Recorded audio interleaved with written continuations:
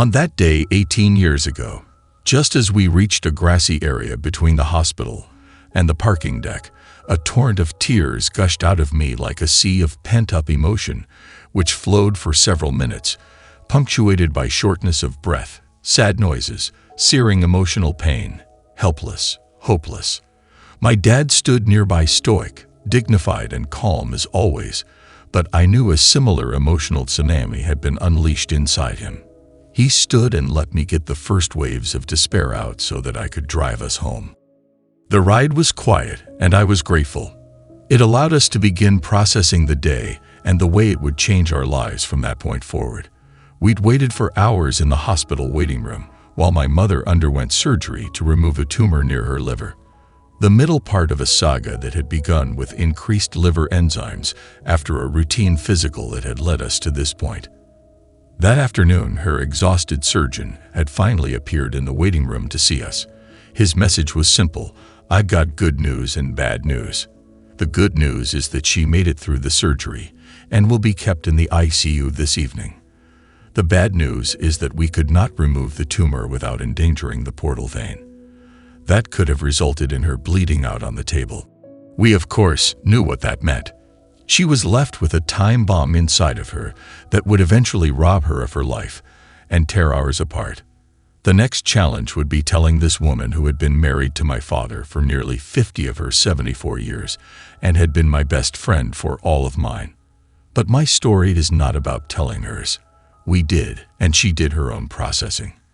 She found out the odds of survival with chemotherapy. When she learned it was slim to none, she turned it down flat.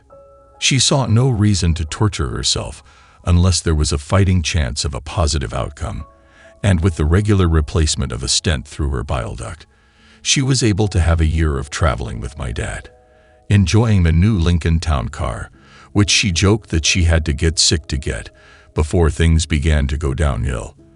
The demon had a name. It was cholangiosarcoma, or cancer of the bile ducts, a very rare form of the disease. When my mother came to terms with her fate, we saw a paradigm shift. She didn't ask, "Why me?" She would say, "Why not me?" Was she different than all of the others in the world who had suffered a similar fate? Life is a ride of happy trails and bucking horses. All of us have a singularly exclusive, unique trip. Like snowflakes, no two are alike. As this most heartless of diseases began to overcome her body, she and I discovered giggling anew. There were times while helping her to the bathroom at night, she would pass gas or some other normal thing, and we started to giggle like it was beyond funny. I am not sure my father ever understood when I would return with her to her room laughing. Her humor was a radiant and contagious thing. For so long she had looked like the picture of health as the stent did its job, allowing the bile to get through her liver. Hospital trips were made and taken in stride, either for stent replacement or some other problem associated with her cancer. As time marched on, one event stands out among the rest. On this particular afternoon, when her hospice nurse was visiting, she threw up bile. I had never seen anything like it before, and I was grateful to God that the hospice nurse was there. An ambulance was called, and I followed it to the hospital. I arrived before the ambulance and stood in the emergency area with her doctor. He told me that she was probably dying. I went to the emergency check-in area and began giving Mom's information, and when the staff member said, "And what is wrong with your mother?" I sat there processing the question as tears began to roll, and I said, "She's dying." With that, she got up and ushered me off to a side room where I could have privacy. I called one of my best friends to let her know what was going on. As I hung up the phone, a nurse appeared with a cold, delicious ginger ale. I have never been in a hospital where they didn't have plenty of it. It is magical. I sat for a very long time drinking it and thinking when my friend appeared in the doorway. I was so happy to see her. When I was finally able to see Mom, I was not at all prepared for what I saw. I opened the curtain to the alcove she was in while waiting to be taken to her room. She was staring upward with eyes wide open, but she wasn't seeing anything at all. Later, a doctor told me that it was a brain stem stroke from which people do not recover, or so they said. She was non-responsive. That night and every night, I stayed in her room, whether on a cot or in the big chair, praying, sleeping, talking to my dad as he made his visits, and of course, advocating for her as you must do with a loved one in the hospital.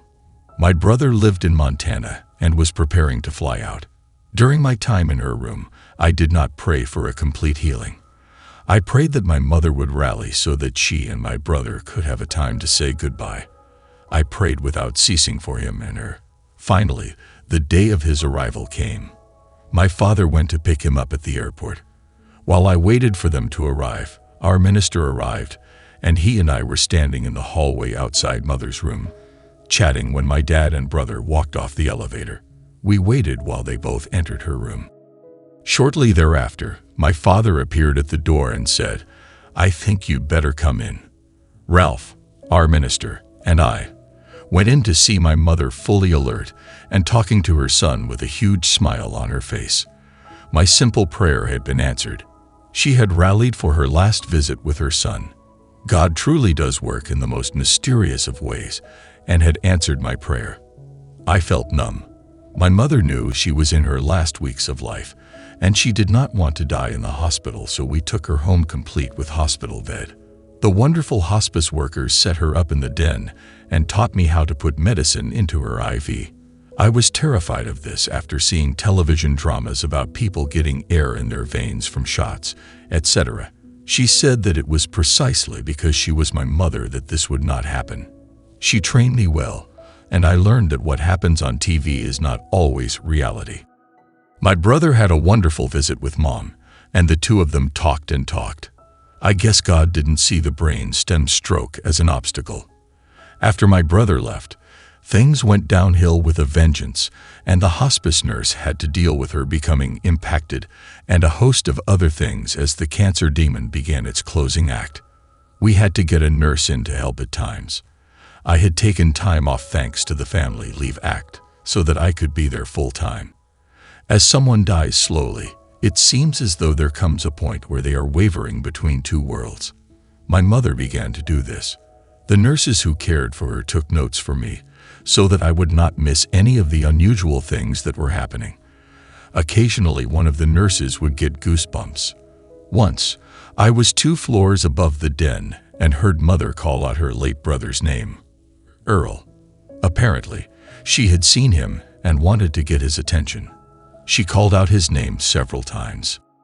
Once, during one of these times, or goosebump moments, the room felt like a huge spiritual embrace. Mom asked me if I could come with her into the wavy light. At that point, I left the room. I was struggling with her imminent loss.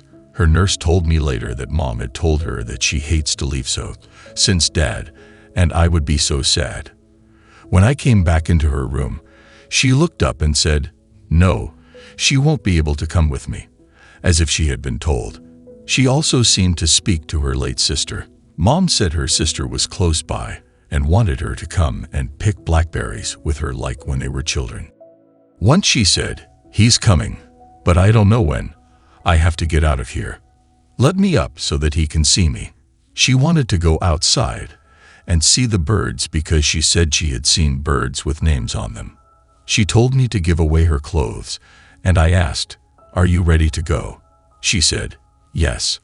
I asked her if she had seen where she was going, and she again said, "Yes." I asked what it was like, and the only word she could utter was nature. Her voice sounded hoarse, and it was very difficult for her to speak. She spoke of a wavy light and said her sister was there in it. She said she wanted to go with her, but was afraid to go. I told her not to be afraid. She also saw someone named Peggy, but I have never been able to figure out who that could be. She said she was ready to go with them, and knows that it is okay, and that she is ready but worried about Dad and me. I told her we would be okay, and that I would look after Dad. Mother announced that she was going home that very day. She said nature was all around and that she wanted to go home. She said her sister was there with a man. She said that they wanted her to come into the light, but that she was afraid. She said that soon it would be okay and that she was going. She said she was ready to be with them, and as she drifted off, The last thing she said was, "Mother." I was awakened around 2 a.m. by silence. I knew she had gone. I checked and became upset seeing her eyes wide open. I called the hospice nurse first. During Mother's illness, Dad had a mild stroke. I wanted the nurse there prior to telling him. She arrived quickly and took over. God was all over it. Peace had come to Mom and to us.